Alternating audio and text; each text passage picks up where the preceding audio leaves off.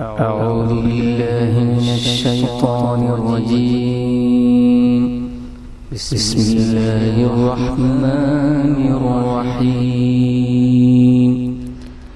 عما يتساءلون عن النبأ العظيم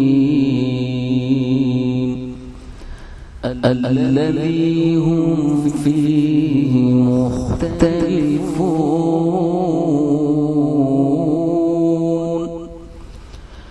كلا سيعلمون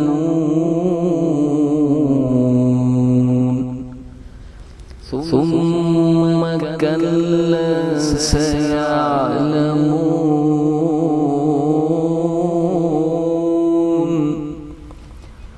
ألم نجعل الأرض مهادا والجبال أوتادا وخلقناكم أزواجا وجعلنا نومكم سباتا وجعلنا الليل لباسا وجعلنا النهار معاشا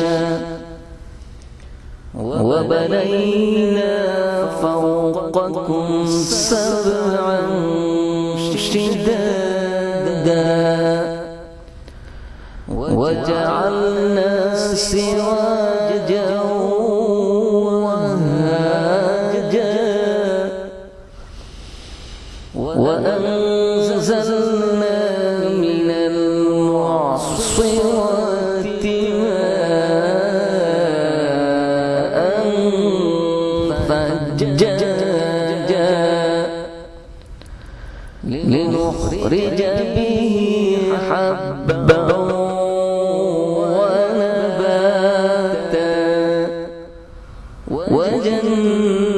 وجنات ألفافا إن يوم الفصل كان ميقاتا يوم ينفخ في الصور فتأتون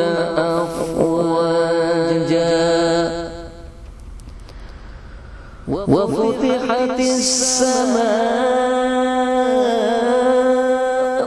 فكانت أبوابا وسيرت الجبال فكانت سرابا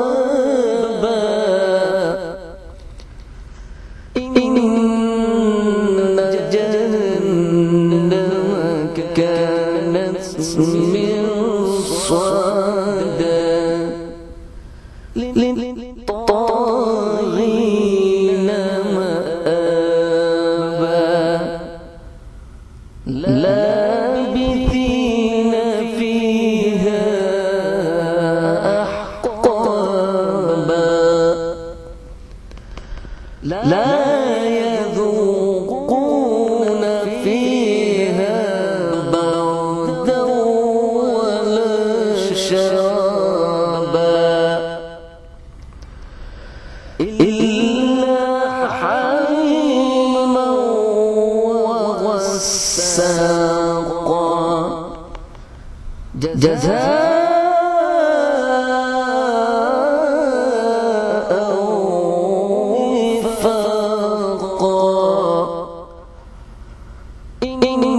إنهم كانوا لا يرجون حسابا وكذبوا بآياتنا كذابا وكل شيء أحصيناه كتابا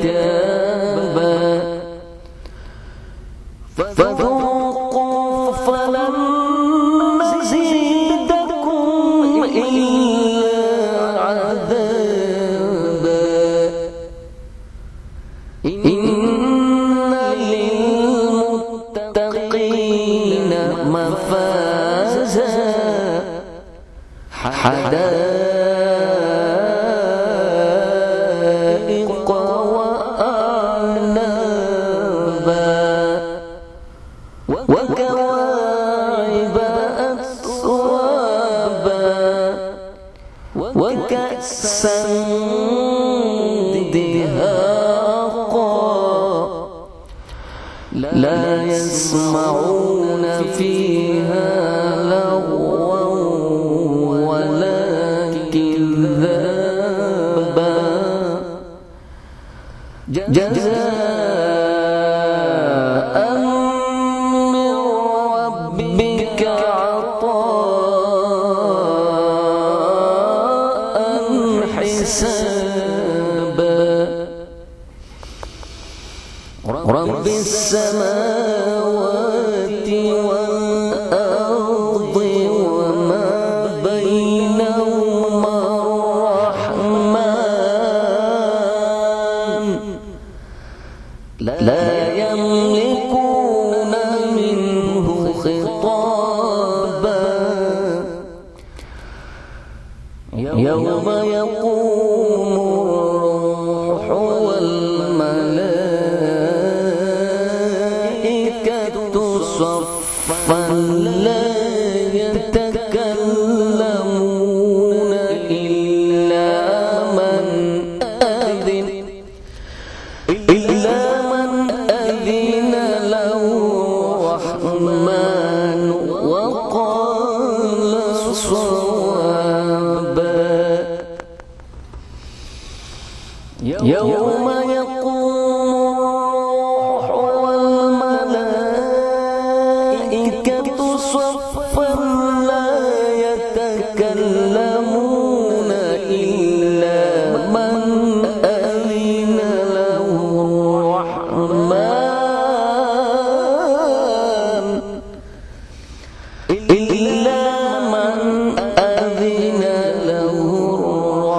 الرحمن وقال صوابا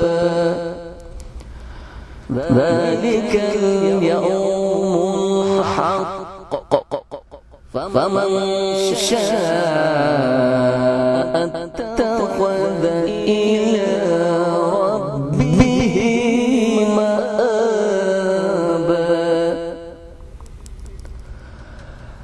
إنا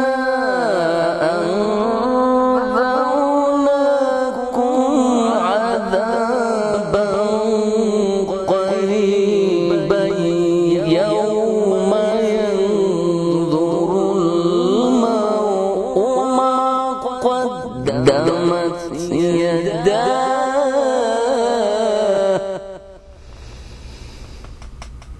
يوم ينظر المرء ما قدمت يداه ويقول الكافر يا ليتني كنت ترابا صدق الله العظيم. الحمد لله رب العالمين والصلاة والسلام على أشرف الأنبياء والمرسلين أما بعد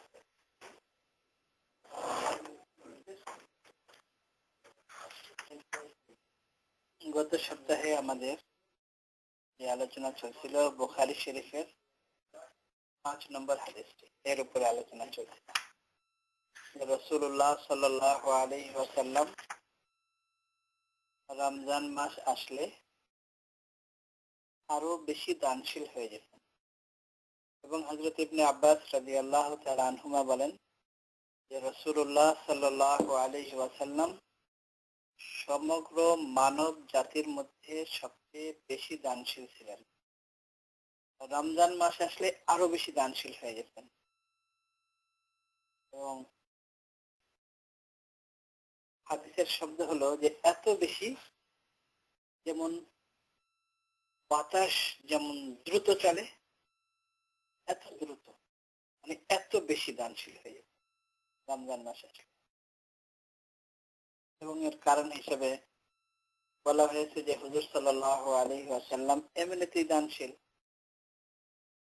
তার সাথে সাথে হযরত জিবরিল আলাইহিস সালাতু ওয়াস সালাম প্রতি রমজানে প্রতিদিন রাসূলুল্লাহ সাল্লাল্লাহু আলাইহি ওয়াসাল্লামের কাছে আসতেন এবং দুইজনে কুরআনে কারীম দাওয়ার করতেন দাওয়ার মানে হযরত জিবরাইল আলাইহিস সালাতু ওয়াস সালাম পড়তেন, রাসূলুল্লাহ সাল্লাল্লাহু আলাইহি ওয়াসাল্লাম শুনতেন। রাসূলুল্লাহ সাল্লাল্লাহু আলাইহি ওয়াসাল্লাম পড়তেন, হযরত জিবরাইল আলাইহিস সালাতু ওয়াস সালাম শুনতেন। হযরত জিবরাইল আলাইহিস সালাতু ওয়াস সালামের আগমনের কারণে রাসূলুল্লাহ সাল্লাল্লাহু আলাইহি ওয়াসাল্লামের মনের ভাব আরো বেশি পরিবর্তন হয়ে যেত। এই কারণে এর উপরে গত সপ্তাহে আমাদের বিস্তারিত আলোচনা ছিল রমজান মাসের সাথে কুরআনে কারীমের কি সম্পর্ক, এর উপরে আলোচনা ছিল। এবং সর্বপ্রথম ওহী নাযিল হয়েছে রমজান মাসে এবং লাইলাতুল কদরে এই ব্যাপারেও আলোচনা হয়েছিল।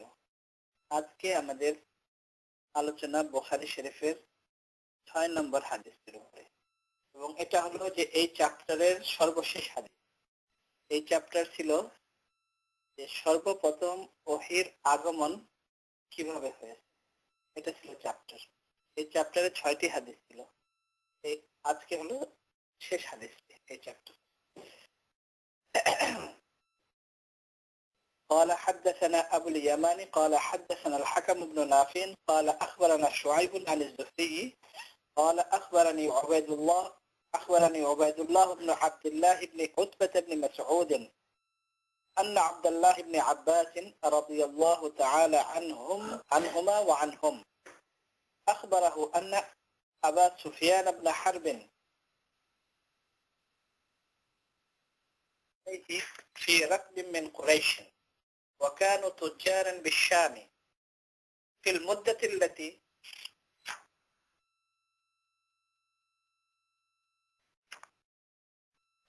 كان رسول الله صلى الله عليه وسلم ماد فيها أبا سفيان وكفار قريش، فأتوه وهو بإلياء فدعاهم في مجلسه وحوله عظماء الروم، ثم دعاهم ودعا ترجمانه فقال أيكم أقرب نسبا بهذا الرجل الذي يزعم أنه نبي؟ فقال أبو سفيان قلت أنا أقربهم نسبا. قال أدنوه مني، وقربوا أصحابه فجعله عند ظهره، ثم قال لترجمانه قل لهم إني سائل عن هذا الرجل فإن كذبني فكذبوه. قال فوالله لولا الحياء من أن يأثروا علي كذبا لكذبت عليه. ثم كان أول ما سألني عنه أن قال كيف نسبه فيكم؟ قلت هو فينا ذو نسب. قال فهل قال هذا القول منكم أحد قط قبله؟ قلت لا. قال فهل كان من آبائه من ملك؟ قلت لا. قال فأشراف الناس يتبعونه أم ضعفاءهم؟ قلت بل ضعفاءهم. قال أيزيدون أم ينقصون؟ قلت بل يزيدون. قال فهل يرتد أحد منهم سخطة لدينه بعد أن يدخل فيه؟ قلت لا. قال فهل كنتم تتهمونه بالكذب قبل أن يقول ما قال؟ قلت لا. قال فهل يغدر؟ قلت لا، ونحن منه في مدة لا ندري ما هو فاعل فيها. قال ولم تمكنني كلمة أدخل فيها شيئا من غير هذه الكلمة. قال فهل قاتلتموه؟ قال نعم. قلت نعم. قال فكيف كان قتالكم إياه؟ قلت الحرب بيننا وبينه سجال ينال منا وننال منه. قال ماذا يأمركم؟ قلت يقول اعبدوا الله وحده ولا تشركوا به شيئا واتركوا ما يقول آباؤكم يأمرنا بالصلاة والصدق والعفاف والصلة. فقال للترجمان قل له سألتك عن النسب فذكرت أنه فيكم ذو نسب، فكذلك الرسل تبعت في نسب قومها، وسألتك هل قال أحد منكم هذا القول؟ فذكرت أن لا. فقلت لو كان أحد قال هذا القول قبله لقلت رجل يتأسى يقول بقول قيل قبله. وسألتك هل كان من آبائه من ملك؟ فذكرت أن لا. قلت فلو كان من آبائه من ملك قلت رجل يطلب ملك أبيه وسألتك هل كنتم تتهمونه بالكذب قبل أن يقول ما قال فذكرت أن لا فقد أعرف أنه لم يكن ليذر الكذب على الناس ويكذب على الله. سألتك أشراف الناس اتبعوه أم ضعفاؤهم فذكرت أن ضعفاءهم اتبعوه وهم أتباع الرسل. وسألتك يزيدون أو ينقصون فذكرت أنهم يزيدون وكذلك أمر الإيمان حتى يتم.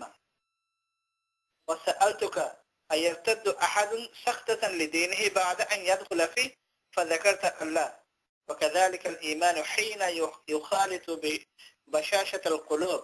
وسألتك هل يغدر فذكرت أن لا وكذلك الرسل لا تغدروا. وسألتك بما يأمركم فذكرت أن لا يأمركم أن تعبدوا الله ولا تشركوا به شيئا وينهاكم عن عبادة الأوثان ويأمركم بالصلاة والصدق والعفاف.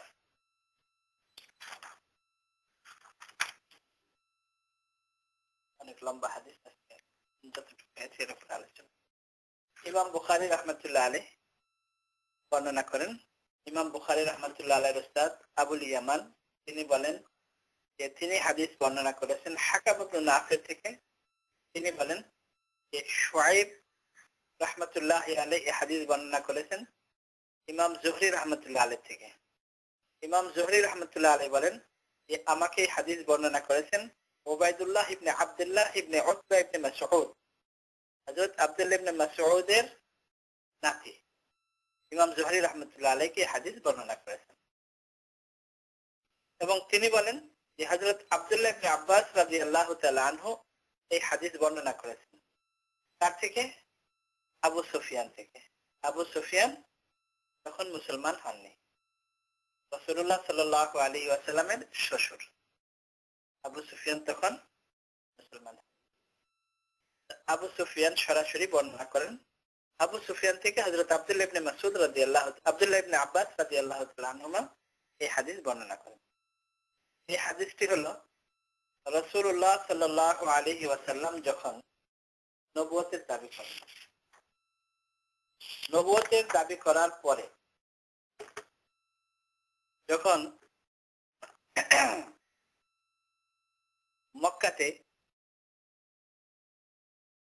হযরত আবু বকর রাদিয়াল্লাহু তাআলা আনহু, হযরত খাদিজা রাদিয়াল্লাহু তাআলা আনহা, হযরত আলী রাদিয়াল্লাহু তাআলা আনহু, হযরত আবু যর গফারি রাদিয়াল্লাহু তাআলা আনহু আস্তে আস্তে বেশ কিছু সাহাবায়ে কেরাম রাসূলুল্লাহ সাল্লাল্লাহু আলাইহি ওয়াসাল্লামের নবুয়তের উপর ঈমান নিয়ে আসেন। তখন মক্কাবাসীর পক্ষ থেকে এই সাহাবায়ে কেরামের উপরে অনেক অত্যাচার হতে থাকে। এরপর রাসূলুল্লাহ সাল্লাল্লাহু আলাইহি ওয়াসাল্লামের পরামর্শে কিছু সাহাবায়ে কেরাম হিজরত করে চলে যান হাবশাতে, আবিসিনিয়া। এরপর অবস্থা আরো খারাপ হয়ে যায় এবং এর আগে আমরা আলোচনা করেছি যে রাসূলুল্লাহ সাল্লাল্লাহু আলাইহি ওয়াসাল্লামকে শহীদ করার জন্য পুরো পরিকল্পনা করা হয়। রাসূলুল্লাহ সাল্লাল্লাহু আলাইহি ওয়াসাল্লাম আল্লাহ তাআলার নির্দেশে হযরত আবু বকর রাদিয়াল্লাহু তাআলা আনহুকে নিয়ে হিজরত করেন। এর আগে মদিনা থেকে হজ তখনও ছিল, ইসলামের আগেও ছিল, যদিও মানে হজের যে সমস্ত ফরজ ওয়াজিবাত আরকান যেগুলো ইসলামে যেগুলো আছে ওইভাবে ছিল না, তবে মৌলিক হজ আগেও ছিল। তো হজে যারা মদিনা থেকে আসতো, মক্কাবাসী অনেক চেষ্টা করা সত্ত্বেও যে বাইরে থেকে যারা আসবে হজ করতে তাদের কারোর সাথে যেন রাসূলুল্লাহ সাল্লাল্লাহু আলাইহি ওয়াসাল্লামের সাক্ষাৎ না হয়। তার কারণ সাক্ষাৎ হলেই হয়তো রাসূলুল্লাহ সাল্লাল্লাহু আলাইহি ওয়াসাল্লামের কথায় প্রভাবিত হবে, প্রভাবিত হয়ে হয়তো ঈমান নিয়ে আসবে। এই ভয়তে তারা অনেকভাবে অনেক পরিকল্পনা করে, পরামর্শ করে। তো তাদের মধ্যে যারা প্রবীণ ছিল উতবা এবং আরো যারা প্রবীণ ছিল তারা বিভিন্নভাবে পরামর্শ দেয় যে তোমরা কিভাবে মানুষকে ঠেকাবে। অনেক চিন্তা ভাবনা, অনেক পরিকল্পনা। তো তার মধ্যে প্রবীণ একজন লোক ছিল মুশরিকিনদের মধ্যে। তো সে এই সবার মতামত শোনার পরে বলে যে তোমরা যা কিছু বললা এর কোনোটাই কার্যকরী হবে না। তার কারণ মুহাম্মদ সাল্লাল্লাহু আলাইহি ওয়াসাল্লাম এমন এক বাণী নিয়ে এসেছেন যে আমি নিজেও শুনেছি, এবং আমার জীবনে আমি কোনোদিন, আমার যে এত বয়স হয়ে গেছে, আমি তোমাদের মধ্যে এত পুরানো লিডার, আমিও জীবনে কোনোদিন এমন কোনো বাণী শুনি নাই, আমার জীবনে শুনিনি। এবং এটা যেই শুনবে প্রভাবিত হবে। যে সমস্ত পরিকল্পনা তোমরা করেছো এবং যা কিছু তোমরা বললে এর কোনোটাই কার্যকর হবে না। কিন্তু তারপরেও আমার মতামত এটাই যে যা কিছু তোমরা চিন্তা ভাবনা করেছো এর উপরে তোমরা চেষ্টা করো আমল করার জন্য, যেন কোন রকম প্রতিরোধ করা যায়। প্রতিরোধ কিভাবে করবে? বাহিরের থেকে যারা আসবে তাদের মক্কায় ঢোকার আগেই এরা গ্রুপ গ্রুপ করে ওখানে থাকবে এবং এরা বলে দিবে যে দেখো আমাদের এখানে একজন ব্যক্তি, সে আসলে একজন গণ জ্যোতিষ, বিভিন্ন রকমের কথাবার্তা বলে, এর কথায় তোমরা প্রভাবিত হবে। ঢোকার আগেই তারা এরকম বলে দেবে, এটাই মানে শেষ পর্যন্ত সিদ্ধান্ত হয়েছে। যদিও তাদের প্রবীণতম যে ব্যক্তি লিডার, সে বলে দিয়েছে যে তোমাদের এটাও কার্যকরী হবে না, কিন্তু তারপরেও কি করবো, আর তো কোনো রাস্তা নেই। সবচেয়ে আশ্চর্য ব্যাপার হলো যে আল্লাহ যদি কারো কপালে হিদায়াত না রাখে, এত প্রবীণ লোক, এত বুদ্ধিমান লোক, এত বয়স্ক লোক কোরআনের বাণী শোনার পরেও প্রভাবিত হয়েছে। এবং তাদের তো মানে আরব জাতি তো এমন জাতি ছিল তখন, তাদেরকে বলা হয় যদিও যে জাহিলিয়াতের যুগ, কিন্তু ভাষাগত ভাবে তাদের এমন ছিল যে ছোট ছোট বাচ্চারা আরবিতে ছন্দ আবৃত করতো অথচ লেখাপড়া জানে না। জন্মগত তারা সাহিত্যিক। তাদের মধ্যে থেকে মনে করেন এত প্রবীণ লিডার সবকিছু বোঝার পরেও, যে আমি এমন বাণী কোনোদিন শুনি নাই, কিন্তু তারপরেও ঈমান আনে নাই, যে তোমরা যা কিছু করো কোনোটাই কার্যকরী হবে না, কিন্তু তারপরে সে ঈমান আনে নাই। আর এর আগে তো আমি অনেকবার বলেছি আপনাদেরকে এই আমাদের দর্শে, যে রাসূলুল্লাহ সাল্লাল্লাহু আলাইহি ওয়াসাল্লাম যখন একাকী বাইতুল্লাহতে দাঁড়িয়ে কোরআন শরীফ পড়তেন, নামাজ পড়তেন, এই বড় বড় যারা উতবা, রাবিয়া, আবু জাহেল, এরা সবাই ভিন্ন ভিন্ন ভাবে রাত্রের অন্ধকারে পালিয়ে পালিয়ে রাসূলুল্লাহ সাল্লাল্লাহু আলাইহি ওয়াসাল্লামের এই কোরআন শরীফ পড়া শুনতো। একদিন নয়, অনেক দিন এরকম। এমনও হয়েছে যে যখন রাসূলুল্লাহ সাল্লাল্লাহু আলাইহি ওয়াসাল্লামের নামাজ শেষ হয়েছে, তখন যার যার পথে রাত্রে ফেরার পথে একে অপরের মুখোমুখি হয়ে গেছে, দেখা হয়ে গেছে। একে অপরকে এটার জন্য বিভিন্ন খারাপ কথাও বলেছে, যে কেমন মানুষ, সারাদিন আমরা যার বিরোধিতা করি তারপরে তোমরা তার কথা শোনার জন্য এইভাবে দাঁড়িয়ে থাকো রাত্রে অন্ধকারে। আর যেন কোনোদিন এরকম আমরা না আসি, আমরা সবাই অঙ্গীকার করি, করার পরে আবার পরের দিন আবার আসবো। এরকম একটা আকর্ষণ, কোরআনের আকর্ষণ। আসলে আমরা তো মুসলমান হওয়া সত্ত্বেও কোরআনের ভাষা বুঝি না, এবং কোরআনের ওই আকর্ষণটা আমরা বুঝি না। কিন্তু তাদের তো ভাষা আরবি, এবং তাদের ভাষায় কোরআন নাজিল হয়েছে। তারা ঈমান আনে না ঠিকই, কিন্তু তারপরেও তারা বুঝতো যে এই জিনিসটা কি। এত আকর্ষণের থাকা সত্ত্বেও, এত বোঝা সত্ত্বেও ঈমান আনে নাই। যাই হোক, রাসূলুল্লাহ সাল্লাল্লাহু আলাইহি ওয়াসাল্লাম যখন মদিনাতে হিজরত করে চলে যান, তখন ওই সমস্ত সাহাবায়ে কেরাম যারা বিভিন্ন ভাবে রাসূলুল্লাহ সাল্লাল্লাহু আলাইহি ওয়াসাল্লামের পরামর্শে হিজরত করেছিলেন বিভিন্ন জায়গায় ঈমানের হেফাজতের জন্য, নিজের জীবনের হেফাজতের জন্য, তারা সবাই মদিনাতে এসে একত্রিত হন।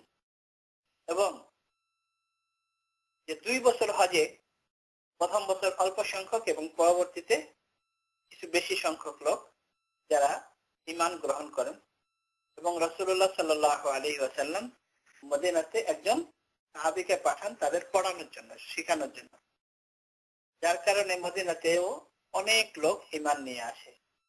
আর সাহাবায়ে কেরাম আস্তে আস্তে হিজরত করে আসেন এবং অন্যান্য জায়গায় যারা হিজরত করেছিলেন তারাও সবাই মদিনাতে চলে আসেন। এখানে সাহাবায়ে কেরাম মোটামুটি একটা এমন পরিবেশ গড়ে তুলেছেন মদিনাতে, রাসূলুল্লাহ সাল্লাল্লাহু আলাইহি ওয়াসাল্লামের একটা পরিবেশ যে মোটামুটি একটা ইসলামী পরিবেশ, কিন্তু তারপরেও চতুর্দিকে দুশমন। মদিনাতেই হলো ইহুদিদের বসবাস ছিল। কেন হয়েছিল আমরা এর আগে বলেছি যে মদিনাতে ইহুদিদের বসবাস এর জন্য ছিল, আসল তো ইহুদিদের বসবাস আসল ছিল যেটা ফিলিস্তিন, এখন যেটা শাম, মানে ইসরায়েল, শাম, এই পুরো জর্ডান, এসবগুলো মিলে একটা দেশে এখানে ছিল। তো তারা তাদের ধর্মীয় কিতাবে দেখেছে যে সর্বশেষ নবী যার আবির্ভাব হবে তিনি আসবেন ইয়াসরাব, ইয়াসরাব মানে মদিনাতে। এই জন্য তারা ওই শেষ নবীর উপরে ঈমান আনার জন্য মদিনাতে এসেছিল। কিন্তু রাসূলুল্লাহ সাল্লাল্লাহু, তাদের ধারণা ছিল যেহেতু সমস্ত আম্বিয়া কেরাম হযরত ইসহাক আলাইহিস সালাম বংশ থেকে, অর্থাৎ ওনার যে ছেলে ইয়াকুব আলাইহিস সালাম তারই সন্তানের, মানে ইয়াকুব আলাইহিস সালামকে বলা হয় ইসরাইল, এবং বনু মানে সন্তান, বনু ইসরাইল মানে আমরা বনু ইসরাইল বলি না, বনু ইসরাইল মানে ইয়াকুব আলাইহিস সালামের সন্তান। তো সমস্ত আম্বিয়া কেরাম এর উপরে কয়েকজন ছাড়া সবাই হলো ইয়াকুব আলাইহিস সালামের সন্তান। যার কারণে এরা মনে করতো, ইহুদিরা মনে করতো যে ইসহাক আলাইহিস সালামের ফ্যামিলি ছাড়া আর কোন নবী দুনিয়াতে আসতেই পারে না, হতেই পারে না।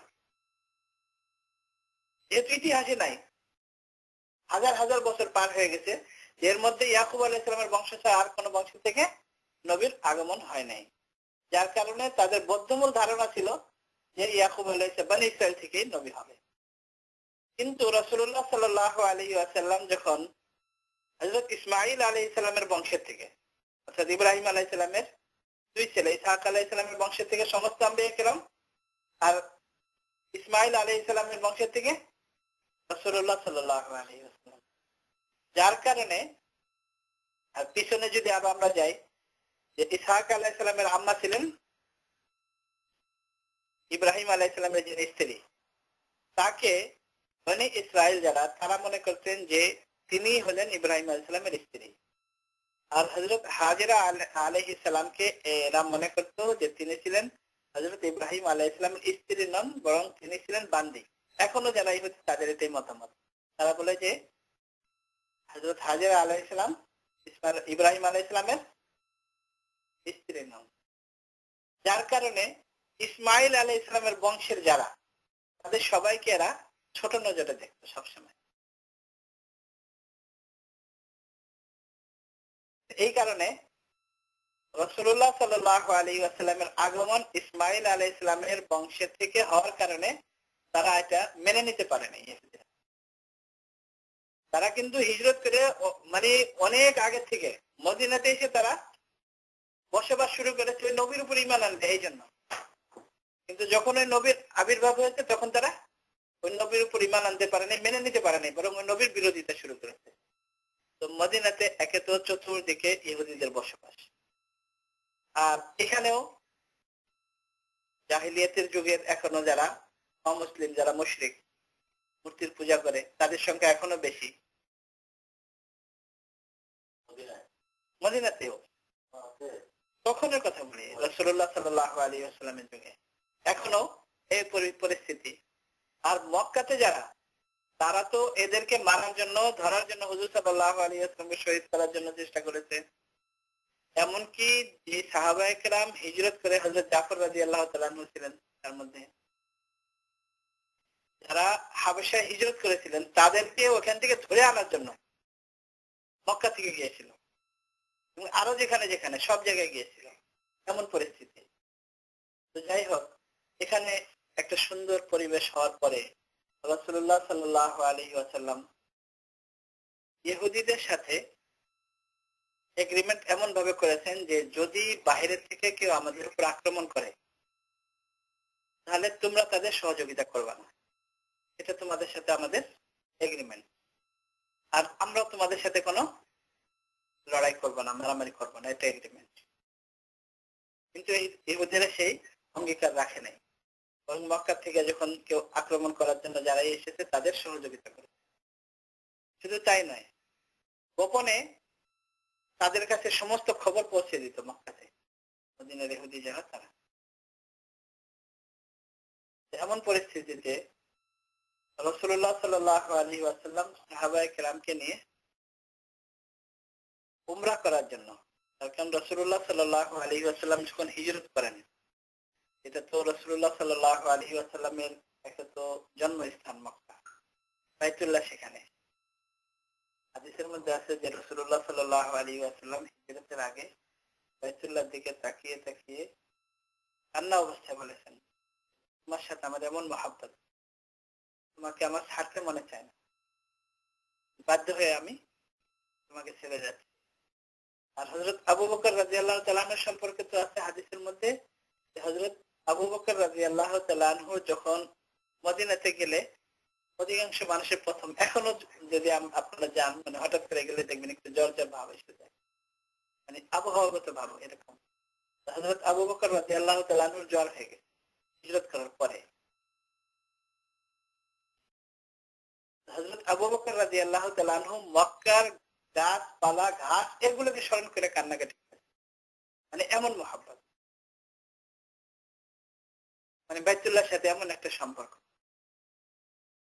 যাই হোক, রাসূলুল্লাহ সাল্লাল্লাহু আলাইহি ওয়াসাল্লাম সাহাবায়ে কেরামকে নিয়ে উমরা করার জন্য মক্কার দিকে রওনা হন।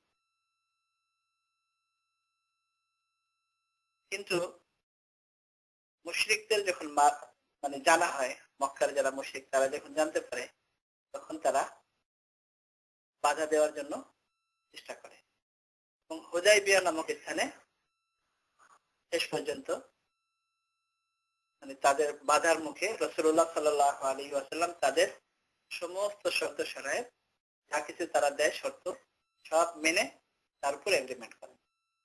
হযরত আলী রাদিয়াল্লাহু তাআলা আনহু রাসূলুল্লাহ সাল্লাল্লাহু আলাইহি ওয়াসাল্লামের পক্ষ থেকে সমস্ত এগ্রিমেন্ট লিখছিলেন। যেখানে লিখছিলেন মুহাম্মদ ইবনে আব্দুল্লাহ রাসূলুল্লাহ, তো মক্কার মুশরিক যারা তাদের এটাই ছিল সবচেয়ে বড় প্রশ্ন যে আমরা যদি তাকে আল্লাহর রাসূল মেনে নিই তাহলে তো আমাদের কোনো ঝগড়াই থাকে না। এই জন্য রাসূলুল্লাহ শব্দ মিটাই ফেলতে হবে, শুধু মুহাম্মদ ইবনে আব্দুল্লাহ রাখতে হবে। হযরত আলী রাদিয়াল্লাহু তাআলা বলেন, ইয়া রাসূলুল্লাহ, আমার হাত দিয়ে আমি এটা মিটাইতে পারবো না, রাসূলুল্লাহ মিটাইতে আমার হাত দিয়ে এটা আমার দ্বারা সম্ভব না। রাসূলুল্লাহ সাল্লাল্লাহু আলাইহি ওয়াসাল্লাম নিজেই মিটে ওখানে মুহাম্মদ ইবনে আব্দুল্লাহ লিখেছেন। এই জন্য মুহাদ্দিসিনে কিরাম বলেন যে এটাও হুজুর সাল্লাল্লাহু আলাইহি ওয়াসাল্লামের একটা মুজিজা, অলৌকিক ঘটনা। হুজুর সাল্লাল্লাহু আলাইহি ওয়াসাল্লাম লেখাপড়া জানতেন না, আল্লাহর পক্ষ থেকে যে রাসূলুল্লাহ সাল্লাল্লাহু আলাইহি ওয়াসাল্লাম দুনিয়ার কোন মানুষের কাছ থেকে যেন লেখাপড়া না শিখেন, যেন দুনিয়া থেকে না বলতে পারে যে ওই ব্যক্তি রাসূলুল্লাহ সাল্লাল্লাহু আলাইহি ওয়াসাল্লামের শিক্ষক।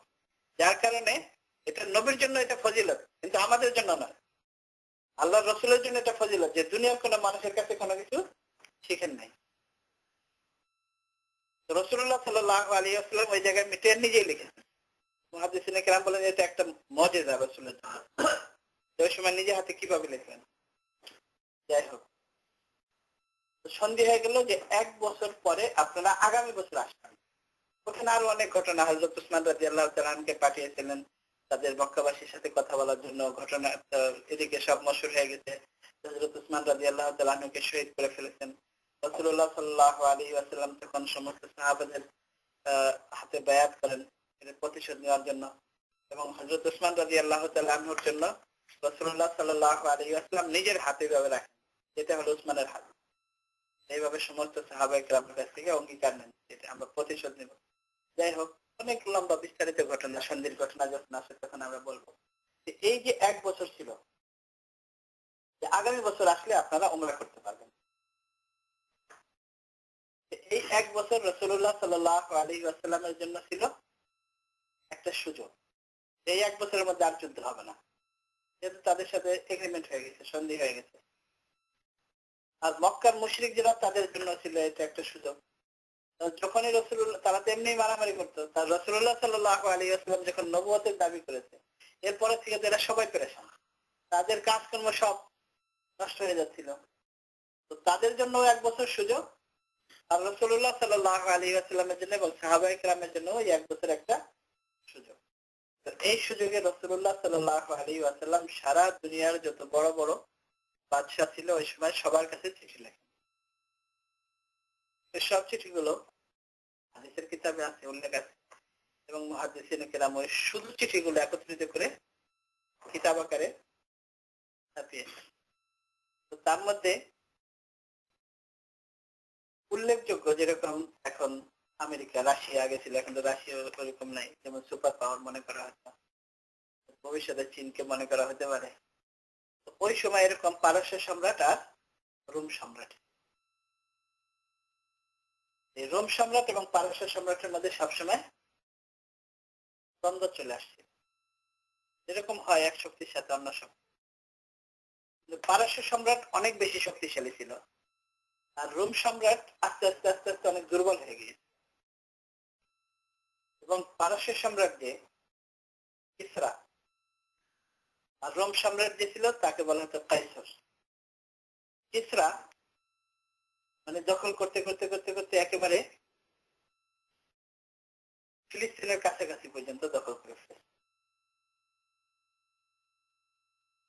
আর কাইসার, রোম সম্রাট, একেবারে মানে সামান্য কিছু জায়গা নিয়ে দাঁড়িয়েছিল, মানে একেবারে হয়ে গেছিল, ছোট হয়ে গেছিল, এমন একটা পরিস্থিতি ছিল। আর ওই সময় রাসূলুল্লাহ সাল্লাল্লাহু আলাইহি ওয়াসাল্লাম তাদের সবার কাছে যে চিঠি লিখেছেন, তার মধ্যে পারস্য সম্রাটের কাছে লিখেছেন, রোম সম্রাটের কাছেও লিখেছেন। তো পারস্য সম্রাটের কাছে যে চিঠি লিখেছিলেন এ ব্যাপারে আমরা এর আগে একবার না অনেকবার আলোচনা করেছি। যখন ওই চিঠি নিয়ে যাওয়া হয়, চিঠি ছিঁড়ে ফেলে, সিরাত হয়ে রাসূলুল্লাহ সাল্লাল্লাহু আলাইহি ওয়াসাল্লাম বদদুয়া দেয়, তারপরে কি, ওগুলো অনেক আমরা এর আগে অনেকবার বলেছি। এটা হলো রোম সম্রাটের চিঠি পাওয়ার পরে কি করেছে, এটার বিবরণ হলো আজকের এই হাদিসের মধ্যে। অনেক বড় হাদিস। এবং ওই সময়টা যেহেতু বলেছি যে যেরকম রাসূলুল্লাহ সাল্লাল্লাহু আলাইহি ওয়াসাল্লামের জন্য সুযোগ ছিল যে সবাইকে চিঠি লিখি, যেহেতু 1 বছর আর আমাদের কারোর সাথে যুদ্ধ হওয়ার সম্ভাবনা নেই, ঠিক মক্কার যারা মুশরিকিন তাদের মধ্যে যারা লিডার, তাদের জন্য একটা সুযোগ ছিল। তার মধ্যে আবু সুফিয়ান অনেক বড় লিডার, যে কোনো যুদ্ধে সে নেতৃত্ব দিত ওই সময়, আর তখনও সে মুসলমান হয়নি। তো সেও এই সুযোগে ব্যবসার জন্য সিরিয়াতে গিয়েছে। আর ব্যবসা তাদের এই দুইটা জায়গায় ছিল, একটা ইয়ামান আর একটা হলো সিরিয়া। খাদ্যশস্য আনার জন্য, এগুলো কেনার জন্য তারা সিরিয়াতে যেত, ওখান থেকে সব নিয়ে আসতো আর মক্কাতে বিক্রি। আর কাপড় এগুলো ইয়ামানের থেকে নিয়ে যেত। আর ইয়ামান ওই সময় পারস্য সম্রাটের আন্ডারে ছিল। যেহেতু আবু সুফিয়ান ওই সময় ওখানে ছিল, ব্যবসার খাতিরে ওখানে গিয়েছিল, আর রাসূলুল্লাহ সাল্লাল্লাহু আলাইহি ওয়াসাল্লামের চিঠি রোম সম্রাটের কাছে পৌঁছেছে একই সময়। তো রোম সম্রাট এটা জানতো যে ব্যবসার জন্য মক্কার লোক এখানে আসে। তো তখন সে খোঁজ নিয়েছে, দেখো এখন কোন এরকম, যেটা এখন ব্যবসার সময়, গরমের সময়, দেখো এই সময় কোন ব্যবসায়ী এরকম গ্রুপ আছে কিনা। তখন ব্যবসায়ীতে একজন যেত না, পুরা কাফেলা, পুরা কেরাবান একসাথে যেত, পুরা গ্রুপ। ওই সময় আবু সুফিয়ানের নেতৃত্বে একটা গ্রুপ সেখানে ছিল। এটারই আলোচনা আজকের এই হাদিসের মধ্যে। আচ্ছা, আর এর ভূমিকা হিসেবে হলো কায়সার, যে তার নাম ছিল হিরাকাল, আজিমুর রোম, সে নিজেও জ্যোতিষ ছিল, সে জ্যোতিষী বিদ্যা জানত, এবং তার আন্ডারে যারা অনেক বড় বড় তাদের ধর্মীয় আলেম ছিল, তাদের মধ্যে অনেক জ্যোতিষ ছিল, আর তাদের ধর্মীয় কিতাবেও ছিল।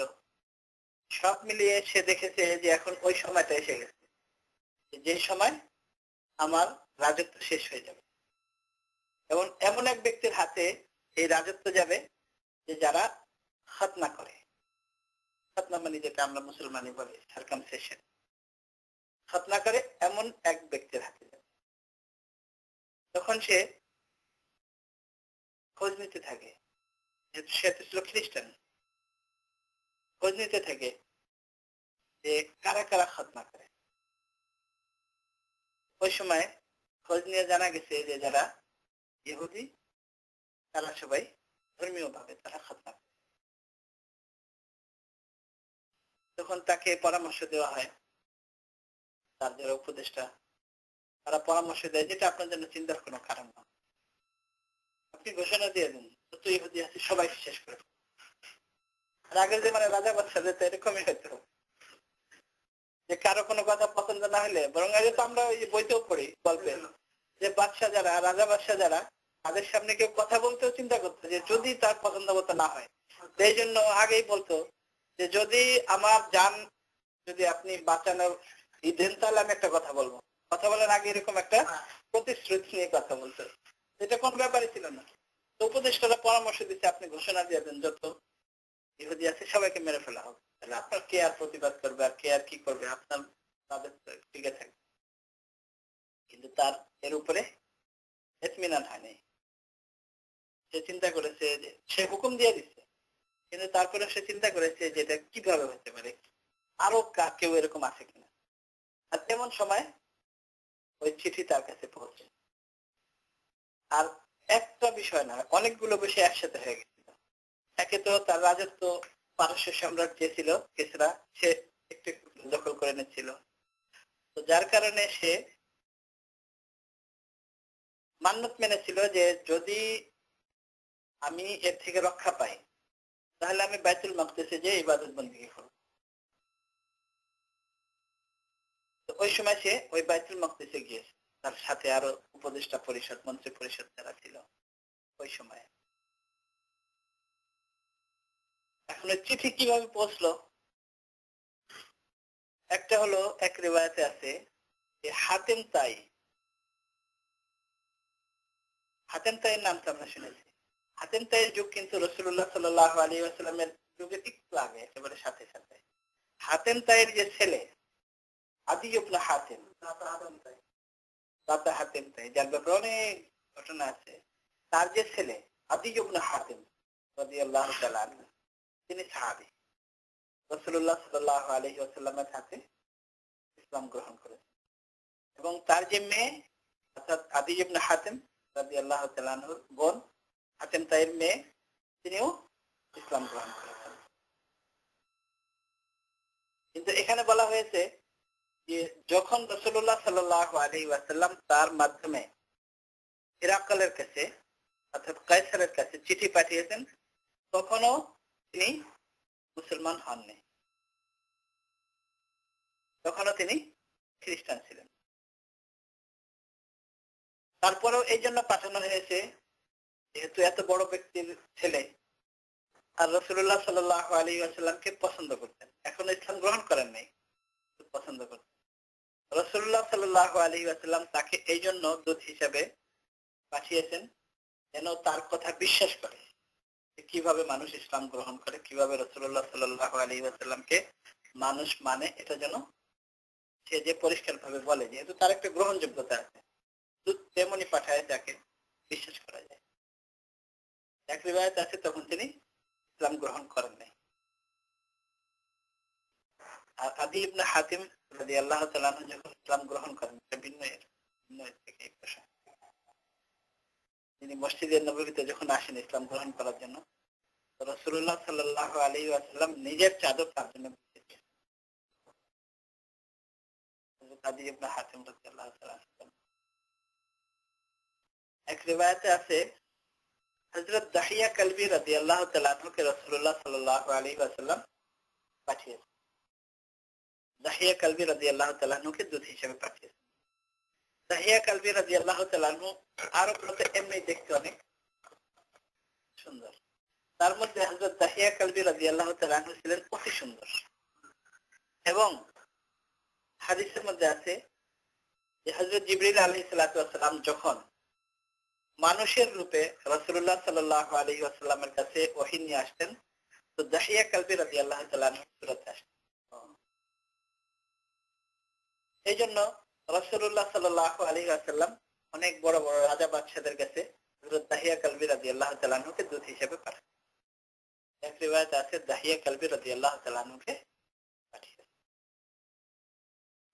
যাই হোক, তো হাদিসের যতটুকু আমরা পড়লাম কমপক্ষে একটু সংক্ষিপ্ত তরজমা আঁকতে করি, তারপরে এর উপরে বিস্তারিত কথা বলব। হযরত ইবনে আব্বাস রাদিয়াল্লাহু তাআলা আনহুমা বলেন যে আমাকে আবু সুফিয়ান ইবনে হারব, আবু সুফিয়ান রাদিয়াল্লাহু তাআলা আনহুর আব্বার নাম হারব রাদিয়াল্লাহু তাআলা আনহু, আমরা এজন্য বলি যিনি সাহাবী, কিন্তু তখন তো ইসলাম গ্রহণ করেন নাই, কিন্তু বড় লিডার ছিলেন তখন। আন্না হিরাকাল আরসালা ইলাইহি ফি রাকবিন মিন কুরাইশ, রোম সম্রাট তার কাছে লোক পাঠিয়েছেন আবু সুফিয়ানের কাছে, যেহেতু আবু সুফিয়ান তখন সিরিয়াতে আছেন, আর হিরাকল সেও তখন বাইতুল মাকদিসে, এটা একই শাম, মানে আরবি পরিভাষায় শাম বলা হয় পুরো এরিয়াটাকে, 4-5টা দেশ মিলে শাম। এবং অবস্থা বর্ণনা করেন ওয়াকানু তুজারান বিশামি ফিল মুদ্দাতিল্লাতি কানা মা রাসূলিল্লাহ কানা রাসূলুল্লাহ সাল্লাল্লাহু আলাইহি ওয়াসাল্লাম মাতিন ফিহা আবু সুফিয়ান ওয়া কুফারা কুরাইশ। এই সময়টা ছিল তাদের ব্যবসা করার সময়, মানে ব্যবসার মৌসুম, ব্যবসার সময়, এবং এই সময়টা ছিল ওই সময় যে যখন রাসূলুল্লাহ সাল্লাল্লাহু আলাইহি ওয়াসাল্লাম আবু সুফিয়ান এবং কুরাইশদের কুফফার কাফেরদের সাথে, অর্থাৎ মক্কাবাসীর সাথে যে অঙ্গীকারাবদ্ধ ছিলেন, যে এগ্রিমেন্ট ছিল, ওই এগ্রিমেন্টের মধ্যে ফাআতাউহু ওয়া হুয়া বিইলিয়া, তো আবু সুফিয়ান এবং আবু সুফিয়ানের সাথে যারা, তারা সবাই আসলো রোম সম্রাটের কাছে ওয়া হুয়া বিইলিয়া, এবং রোম সম্রাটও তখন ওই যে সে মান্নত মেনেছিল যে যদি আমার এই ক্ষমতা থেকে আমি বেঁচে যাই, মানে ওদের আক্রমণ থেকে যদি এইবার বেঁচে যাই, তাহলে আমি বাইতুল মাকদিসে যে ইবাদত করব। ইলিয়া হলো বাইতুল মাকদিসকে বলা হয় তাদের ভাষায়। তো ওই সময় ওই ইবাদত করার জন্য সে ওইখানে ছিল, বাইতুল মাকদিসে ছিল। এখন এখানে আপনাদের আবার পিছনে থেকে প্রশ্ন হবে, তাহলে কি তার ক্ষমতা টিকে গিয়েছিল ওই সময়, আক্রমণ থেকে বেঁচে গিয়েছিল? আক্রমণ থেকে এইভাবে বেঁচেছিল যে পারস্য সম্রাট ওই সময় এত ক্ষমতা ধরছিল যে আস্তে আস্তে আস্তে আস্তে রোম সম্রাটের অনেক রাজ্যই গ্রাস করে ফেলেছে, এবং ক্ষমতার দাপট এমন ছিল যে কোনো এক কারণে সে তার বড় এক আর্মি অফিসারকে সে বের করে দিয়েছে, চাকরিচ্যুত করে দিয়েছে। তো ওই যে চাকরিচ্যুত করার আগে সে টের পেয়ে যায় যে আমাকে এরকম করবে, সে তখন সাথে সাথে যে রোম সম্রাটের সাথে মিলে যায় এবং যে এর গোপন তথ্য সব তাকে বলে দেয়, যার কারণে ওই আক্রমণ থেকে রোম সম্রাট বেঁচে যায়। এইভাবে সে ওই আক্রমণ থেকে বেঁচে গেছে, যার কারণে সে বাইতুল মাকদিসে ওই সময় ইবাদত করার জন্য ছিল। ফাদাআহুম ফি মাজলিসিহি, রোম সম্রাট আবু সুফিয়ান এবং তার সাথে যে গ্রুপ ছিল ব্যবসার জন্য, তাদের সবাইকে নিজের মজলিসে ডাকলো। ওয়া হাওলাহু উলামাউর রোম, আর তার চতুর্পাশে ছিল রোম সম্রাটের পুরো মন্ত্রী পরিষদ। সুম্মা দাআহুম ওয়া দাআ লিতারজুমানিহি, তারপর আবু সুফিয়ানের সাথে যারা ছিল তাদেরকেও ডাকলো, এবং নিজের যে ইন্টারপ্রেটার, ট্রান্সলেটর, তাকেও ডাকলো। ট্রান্সলেটরের জন্য দরকার ছিল যে এরা তো আরবি ভাষা বলতো, আর সে বলতো সুরিয়ানি ভাষা, ভাষার ব্যবধান ছিল। যার কারণে তার তখন ইন্টারপ্রিটারের দরকার ছিল। এখন ইন্টারপ্রিটারের মাধ্যমে কথা হচ্ছে দুইজনের মধ্যে। রোম সম্রাটের প্রশ্নগুলো, সে এমনিও একটা খুব জ্ঞানী মানুষ ছিল, তার কথা দ্বারাই বোঝা যায়। প্রশ্নগুলো দেখেন। فقال أيكم أقرب نسبا بهذا الرجل الذي يزعم أنه نبي।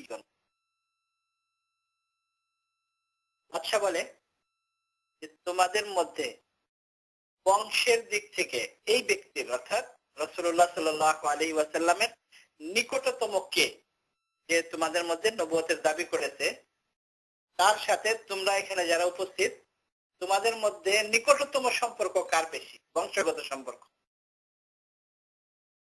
এমনি সম্পর্ক না, বংশগত রিলেশনশিপ কার বেশি। فقال আবু সুফিয়ান قلت انا اقربهم نسبا। তখন আবু সুফিয়ান বলে আমি বললাম, ঘটনা তো হয়ে গেছে আগে, আর বর্ণনা তো করে ইসলাম গ্রহণ করার পরে, তো বলে আমি বললাম আনা আকরাবুহুম নাসাবান, যে বংশের দিক থেকে আমি এদের সবার মধ্যে থেকে নিকটবর্তী।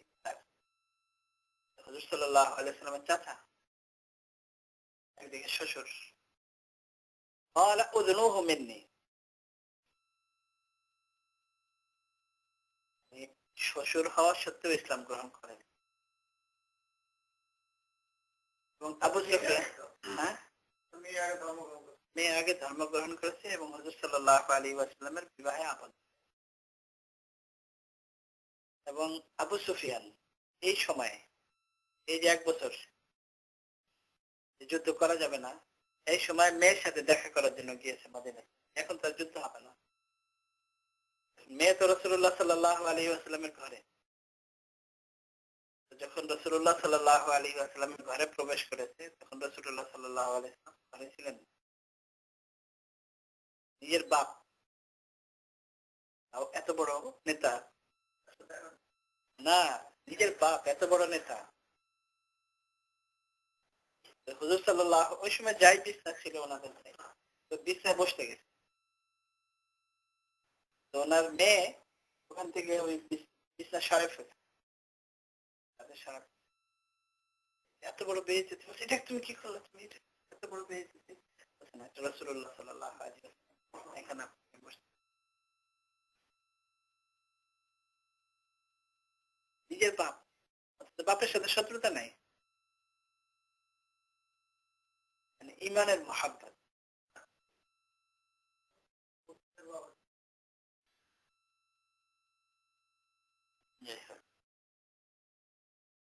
এত দূর থেকে মেয়েকে দেখার জন্য গেছে, রাসূলুল্লাহ সাল্লাল্লাহু আলাইহি ওয়াসাল্লামের বিছানায় আপনি বসার উপযুক্ত।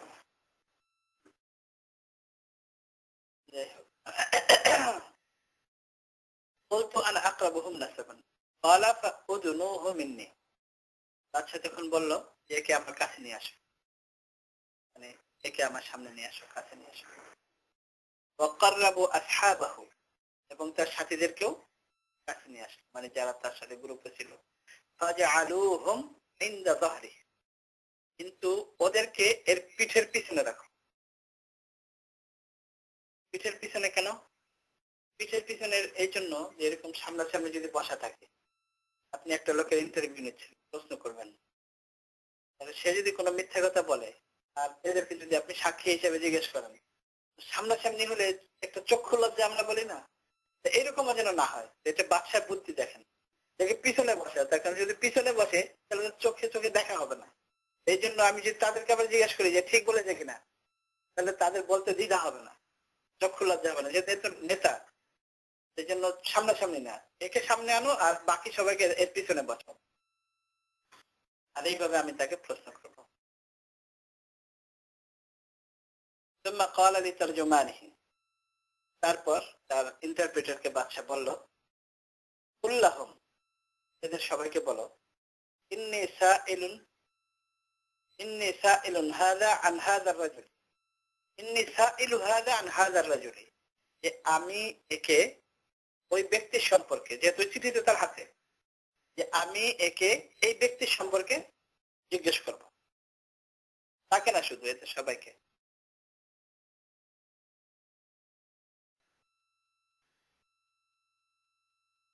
ফাইন কাযাবানি কাযিবুহু, তার সাথীদেরকে বলছে যে সে যদি কোনো মিথ্যা কথা বলে তাহলে তোমরা বলে দাও যে সে মিথ্যা কথা বলে।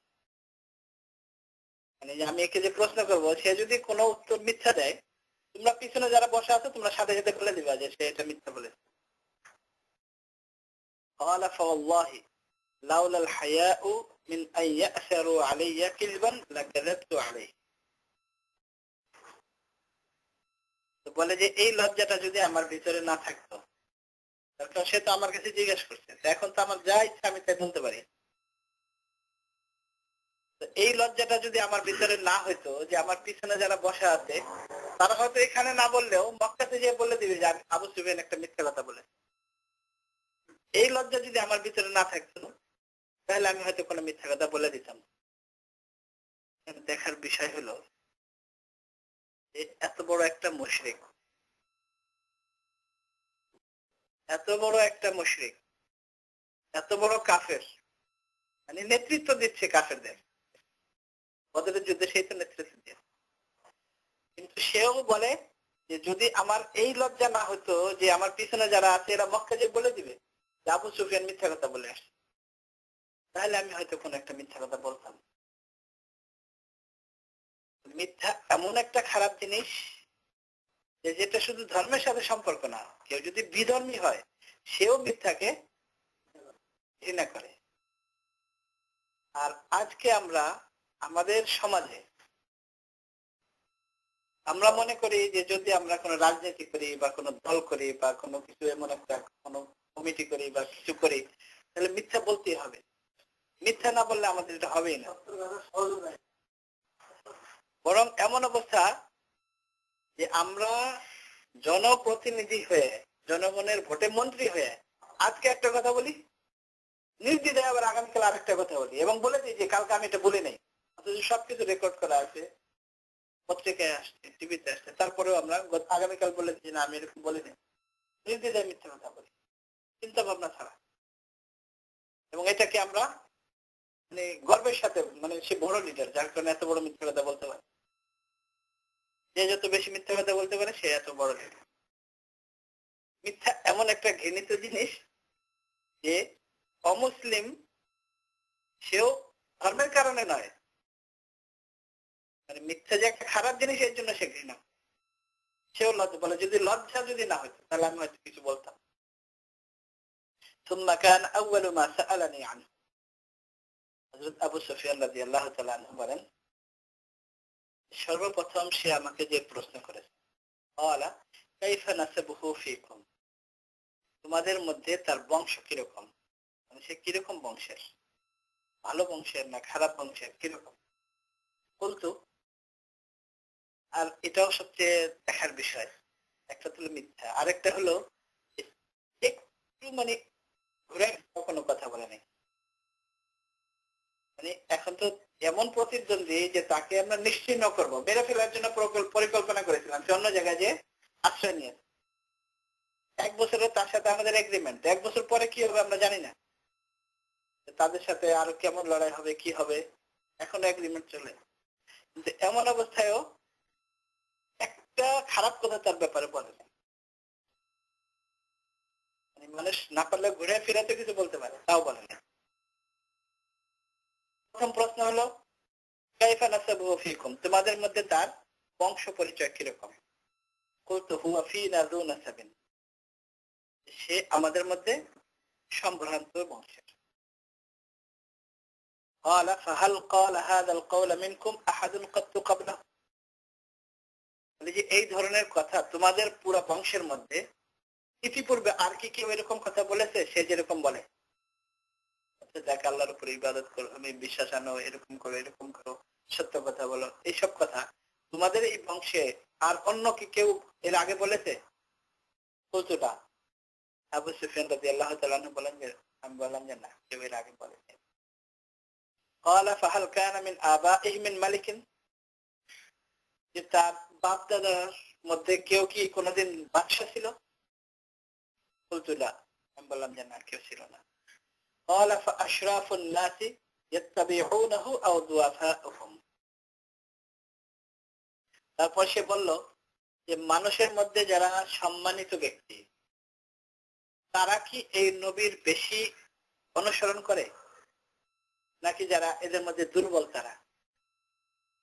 বলতো তখন আমি বললাম যে এদের মধ্যে আমাদের মানে সমাজে যারা দুর্বল তারাই এর সাথে বেশি সম্পর্ক রাখে, সম্পৃক্ত।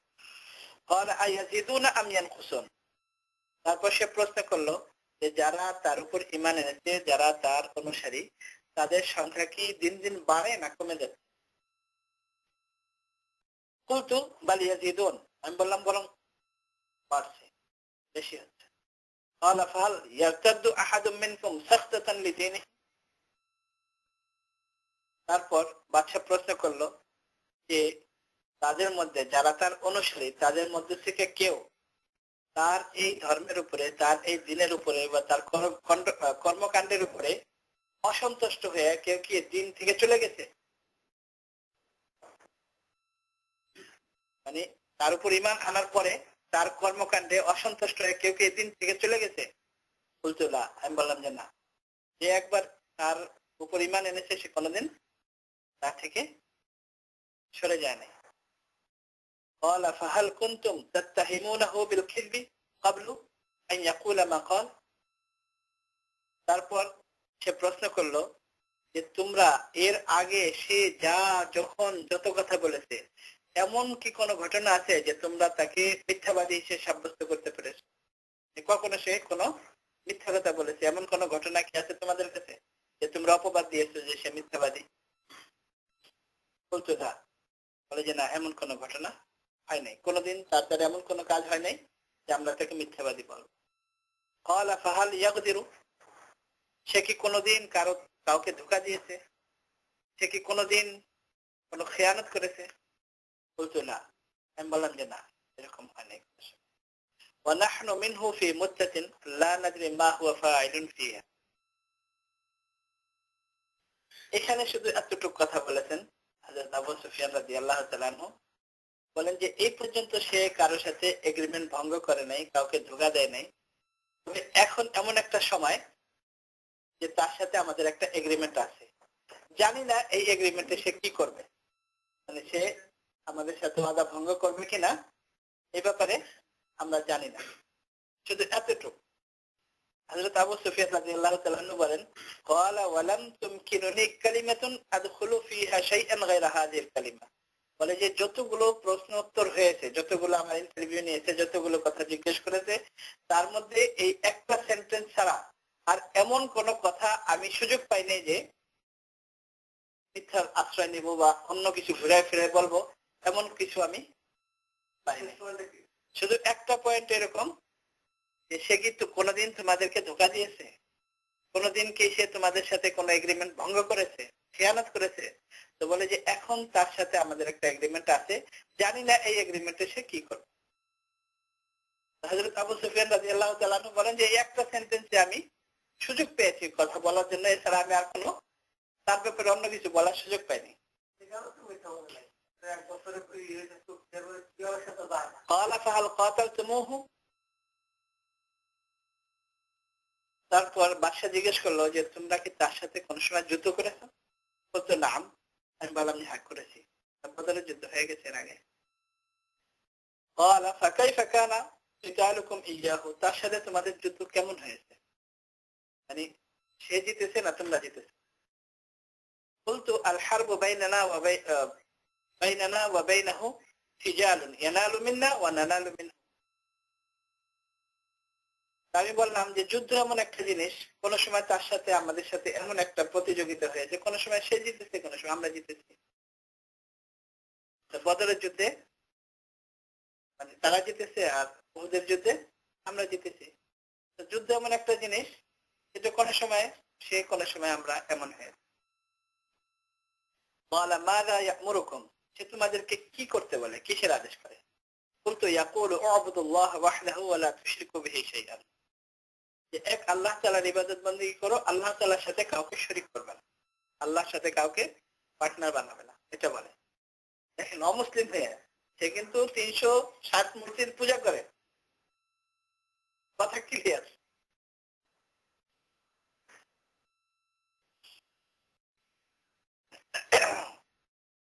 এবং আরো বলে উতরুকু মা ইয়াকুলু আবাউকুম, এবং বলে যে তোমাদের বাপ দাদা যা কিছু বলেছে একটু ছেড়ে দাও, যে আমার বাপ দাদা করেছে এর জন্য করতে হবে, এগুলো সব ছেড়ে দাও। ওয়ায়ামুরুনা বিসসালাতি ওয়াসিদকি ওয়াল আফাফি ওয়াসিলাতি, এবং আমাদেরকে সে হুকুম করে নামাজ পড়ার জন্য, যে তোমরা নামাজ পড়ো, ওয়াসিদকি সত্য কথা বলার জন্য হুকুম করে, ওয়াল আফাফি এবং পবিত্রতা অর্জন করার জন্য, তোমরা নিজেরা পবিত্র থাকো, ব্যভিচার করবে। সবসময় আমাদেরকে আদেশ করে যে তোমরা, আর আরবে তো ব্যভিচারটা একেবারে সাধারণ জিনিস ছিল। বলে আফাফি মানে তোমরা পবিত্র থাকো মানে ব্যভিচার করবে না। ওয়াসিলাতি এবং আত্মীয়তার সম্পর্ক বজায় রাখতে বলে। فقال للترجمان قل له سألتك عن نسبه, এরপর বাদশা ইন্টারপ্রিটারকে বলে যে দেখো আমি তাকে জিজ্ঞেস করেছি তার বংশ সম্পর্কে।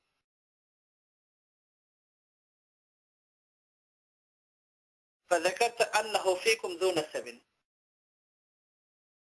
সুতরাং তুমি বলেছে যে তোমাদের মধ্যে সে উচ্চ বংশের।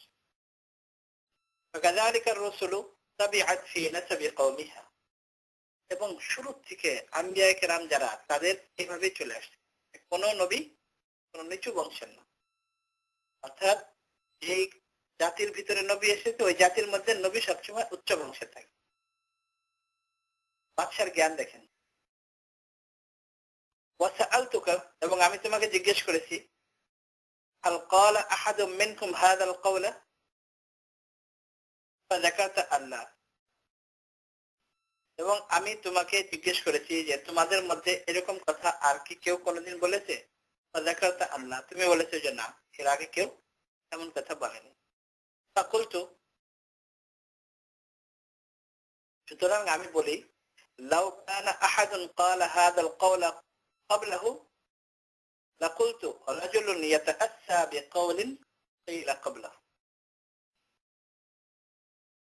যে এমন কোন ব্যক্তি এর আগে যদি এরকম হতো যে বলেছে, তখন আমি বলতাম যে হ্যাঁ, এর আগে যদি কেউ বলে থাকে তাহলে এই ব্যক্তি নবী হতে পারে না। যেহেতু এর আগে এমন কথা আর কেউ বলে নাই, তাহলে সেই হবে তোমাদের মধ্যে নবী। ওয়াসআলতুকা হাল কানা মিন আবাইহি মিন মালিকিন, এবং আমি জিজ্ঞেস করেছি যে তার বাপ দাদা যদি এর মধ্যে কেউ ইতিপূর্বে কোনো এক ব্যক্তি এরকম থাকতো যে এই ধরনের কথা বলেছে, তাহলে এটা আমি বলতে পারতাম, বা তোমরা বলতে পারতা যে যেহেতু তার বাপ দাদার মধ্যে কেউ এরকম ছিল যে এই ধরনের কথা বলেছে, যার কারণে হয়তো সে শুনেছে বা শিখেছে, বংশক্রমে হয়তো এরকম। তো যেহেতু এরকম নাই, এই জন্য বলা যায় নিশ্চিত যে সেই নবী। ওয়াসআলতুকা হাল কানা মিন আবাইহি মিন মালিকিন, এবং আমি তোমাকে জিজ্ঞেস করেছি যে তার বংশে কেউ কি কোনোদিন বাদশা ছিল? ফাযাকারতা আল্লাহ, এবং তুমি বলেছো যে না, কেউ বাদশা ছিল না। কুলতু লাউ কানা মিন আবাইহি মিন মালিকিন কুলতু রাজুলুন ইয়াতলুবু মুলকা আবিহি, আমি বলি যে যদি তার বাপ দাদা বা বংশের কেউ কোনোদিন এরকম বাদশা থাকতো, তাহলে হয়তো আমি এটা বলতাম যে যেহেতু বংশে কেউ বাদশা ছিল, যদিও এখন গরিব হয়ে গেছে বা কিছু, কিন্তু যেহেতু তার শরণার্থে কেউ বাদশা ছিল, এই জন্য সে তার ওই বাপ দাদার ওই রাজত্ব ধরার জন্য হয়তো সে এমন কথা বলতে পারে বা এমন কিছু করতে পারে।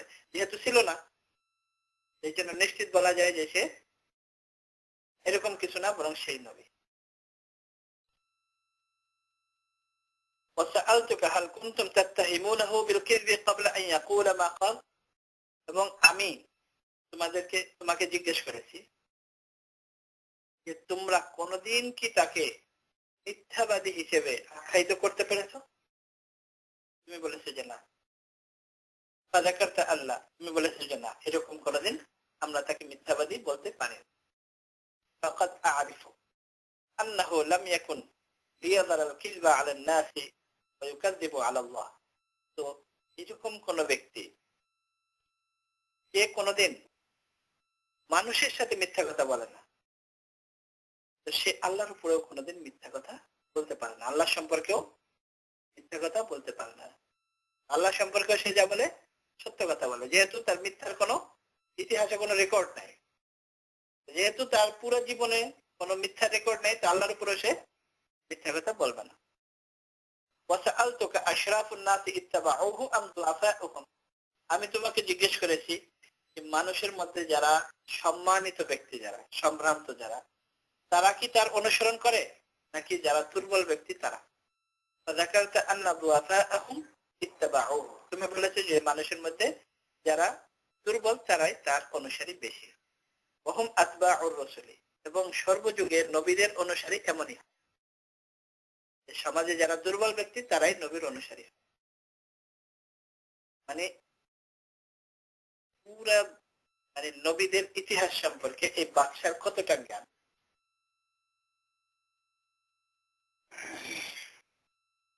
ওয়াসআলতুকা আয়াজিদুনা আও ইয়ানকুসুন, আমি তোমাকে জিজ্ঞেস করেছি যে তার অনুসারী যারা তারা কি দিন দিন বাড়ছে নাকি কমে যাচ্ছে। ফাযাকারতা আন্নাহুম ইয়াজিদুনা, তুমি বলেছো যে দিন দিন বেড়ে যাচ্ছে। ওয়াকাযালিকা আমরুল ঈমানি হাত্তা ইয়াতিম, এবং এটাই হয় ঈমানের ব্যাপার। যারা একবার ঈমান আনবে তাদের ঈমান বাড়তে থাকে, আর ঈমান যেহেতু বাড়তে থাকে, ঈমান যখন কমপ্লিট হয়ে যায়, স্বয়ং সম্পূর্ণ হয়ে যায়, তখন সে আর কোনোদিন ঈমান থেকে ফিরে আসে না। ওয়াসআলতুকা আয়ারতাদ্দু আহাদুন সাকসাতান লিদীনিহি বাদ আন ইয়াদখুলা ফীহি, একবার তার ধর্মে প্রবেশ করার পরে কেউ কি তার ধর্ম থেকে, মানে তার ব্যবহারে বা ধর্মীয় কোনো কাজের কারণে সে কি অসন্তুষ্ট হয়ে ধর্ম থেকে বের হয়ে গেছে, ধর্মত্যাগী হয়ে গেছে। আল্লাহ, তুমি বলেছে যে না। ওয়াকাযালিকাল ঈমানু হিনা ইউখালিতু বাশাশাতাল কুলুব, এবং এটাই হলো ঈমান, যে যখন একবার মানুষের ঈমান তার অন্তরে প্রতিষ্ঠিত হয়ে যায়, তখন ওই ঈমানের সৌরভ, ঈমানের আলো আরো বাড়তে থাকে।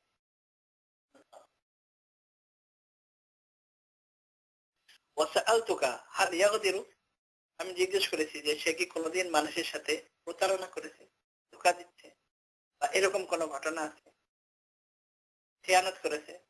ফাযাকারতা আল্লাহ, তুমি বলেছে যে না, এরকম কোনো ঘটনা নেই। ওয়াকাযালিকা রাসূলুল্লাহ তাকদির, এটাই হলো আম্বিয়া কেরামের গুণাবলী। আম্বিয়া কেরাম কোনোদিন কারোর সাথে প্রতারণা করে না, কোনো সময় খেয়ানত করে না। ওয়াসআলতুকা বিমা ইয়া'মুরুকুম, আমি জিজ্ঞেস করেছি তোমাকে যে সে কিসের আদেশ করে। ফাযাকারতা আন্নাহু ইয়া'মুরুকুম আন তা'বুদুল্লাহ ওয়া লা তুশরিকু বিহি শাইআ, তুমি বলেছে যে সে তোমাদেরকে হুকুম করে যে তোমরা আল্লাহ তাআলার ইবাদত বন্দেগী করো, আল্লাহ তাআলার সাথে কাউকে শরীক করবে না, পার্টনার বানাবে না। ওয়া ইয়ানহাকুম আন ইবাদাতিল আওসান, এবং তিনি নিষেধ করেন তোমাদেরকে মূর্তি পূজা থেকে। ওয়া ইয়া'মুরুকুম বিস-সালাতি ওয়াস-সিদকি ওয়াল-আফাফ, এবং তোমাদেরকে হুকুম করেন নামাজ পড়ার জন্য, সত্য কথা বলার জন্য, এবং পবিত্র থাকার জন্য, অর্থাৎ ব্যভিচার থেকে বাঁচার জন্য। ফাইন কানা মা তাকুলু হাক্কান ফাসায়ামলিকু মাওদিআ কাদামাইয়া হাতাইন। আল্লাহু আকবার। বাদশা বলে, হিরাকল, মানে তাদের লকব ছিল কায়সার, নাম ছিল হিরাকল। তো বাদশা বলে যে তুমি যা আমার সামনে বললে, যদি তোমার এই কথা সত্য হয়ে থাকে, হক হয়ে থাকে, যা তুমি বললাম এইভাবে যদি হয়ে থাকে, ফাসায়ামলিকু, তাহলে ওই ব্যক্তি অতি তাড়াতাড়ি, সায়ামলিকু অতি তাড়াতাড়ি ক্ষমতা নিয়ে নিবে, মালিক হয়ে যাবে, মাওদিয়া কাদামাইয়া হাতাইন, এইভাবে হাত দিয়ে দেখায় যে আমার এই দুই পায়ের নিচে যে জায়গা আছে, যে স্থান আছে, এই জায়গারও সে মালিক হয়ে যাবে।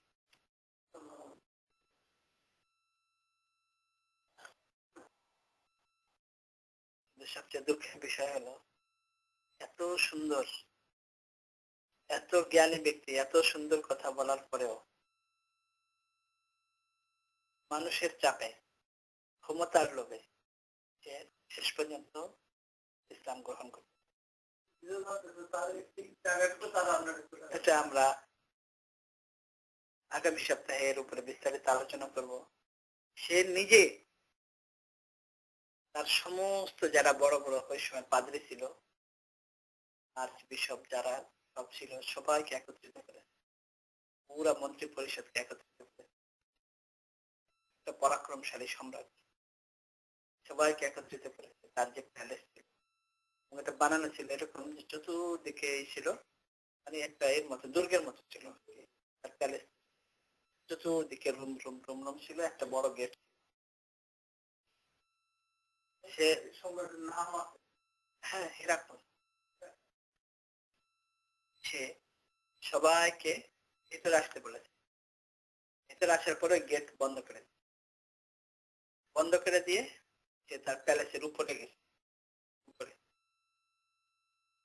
উপরে যাওয়ার পরে যেন হেরা যেন ধরতে না পারে, কিছু করতে না, সে উপরে গেছে। উপরে যেয়ে দাঁড়িয়ে সেই সব কথাগুলো বলে যে, দেখো, তোমাদের সবাইকে অনুরোধ করছি, এটা আমরা আসবো, তোমাদের সবাইকে অনুরোধ করছি যে এই নবীর উপরে তোমরা ঈমান নিয়ে আসো, যদি তোমরা দুনিয়া এবং আখিরাতে মুক্তি পেতে চাও। তখন পুরো সরগোল শুরু হয়ে গেছে, আওয়াজ শুরু হয়ে গেছে। এরাই তো হলো ধর্মের সাথে ধর্মের। তখন সে অবস্থা খুব খারাপ দেখে সবাইকে আবার শান্ত করে, সবাইকে ডাকো, সবাইকে দেখে আবার শান্ত করে তারপরে আবার সে বলে যে, দেখো, এটা তো আমি তোমাদেরকে এই জন্য করেছিলাম, দেখলাম যে তোমরা তোমাদের ধর্মের উপর কতটুকু দৃঢ় ভাবে আছো, অটল আছো, দেখা যায় তাদেরকে আমি এটা বলেছি। মুহাদ্দিসিনদের মধ্যে এর ব্যাপারে বিভিন্ন রকমের আলোচনা সমালোচনা, যে সে ইসলাম গ্রহণ করেছিল কিনা। কোন হাদিসের দ্বারা পরিষ্কার ভাবে এটা বোঝা যায় না যে সে ইসলাম গ্রহণ করেছিল, বরং এটাই বোঝা যায় যে সে ইসলাম গ্রহণ করেনি, এবং এর অনেকগুলো প্রমাণও আছে। এক্ষেত্রে এটাই একটা প্রমাণ, যে এই বুখারীর হাদিস। এই হাদিসে আসবে, আমরা আগামী সপ্তাহে আলোচনা করব। ইসলাম গ্রহণ করে নাই। পরবর্তীতে যে যুদ্ধ হয়, তাবুকের যুদ্ধ, ওই সময় সে হুজুর সাল্লাল্লাহু আলাইহি ওয়াসাল্লাম এমন অবস্থাতে, তাবুকের যুদ্ধ সম্পর্কে আমরা শুনেছি যে তখন একে তো আরবের গরম, দ্বিতীয়ত তাদের ব্যবসা বাণিজ্য তেমন কিছু ছিল না, যা কিছু মদিনাবাসীর চাষ ছিল ওটা হলো খেজুরের, তাদের ওটাই ছিল ইনকাম। খেজুর পাকার সময় সাহাবায়ে কেরামের অবস্থা খারাপ। হুজুর সাল্লাল্লাহু আলাইহি ওয়াসাল্লাম অর্ডার দিয়েছেন, যার যা কিছু আছে তাই নিয়ে চলে আসবে, যেতে হবে সবার জন্য, শুধু অসুস্থ ব্যক্তি, শিশু এবং মহিলা এছাড়া কেউ মদিনাতে থাকে। যদি কেউ থাকে তাহলে তার পানিশমেন্ট হবে। মানে এই জন্য করতে হয়েছিল 1,00,000 সৈন্য এই বাদশা একত্রিত মুসলমানদেরকে নিশ্চিহ্ন করার জন্য, আক্রমণ করার জন্য। এই জন্য রাসূলুল্লাহ সাল্লাল্লাহু আলাইহি ওয়াসাল্লাম তাকে মদিনা আসার সুযোগ দেন, কোনো উল্টা ওখানে যে প্রতিরোধ। আল্লাহ তাআলা এত বুদ্ধি, এত কথা, মানে কেমন জ্ঞান, কিন্তু তারপরেও ইমানের দৌলত নসিব হয় না দুইটা কারণে, এবং এটাই সব জায়গায় বাধা হয়ে দাঁড়ায়। একটা হলো ক্ষমতার লোভ, মেইন যে জিনিসটা ক্ষমতা।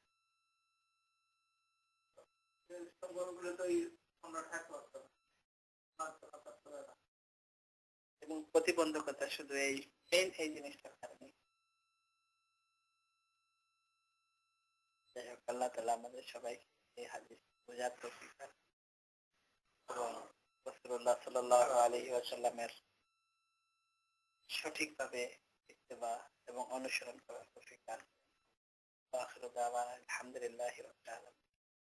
আজকের এই হাদিসের অর্ধেক হয়ে গেছে ইনশাআল্লাহ।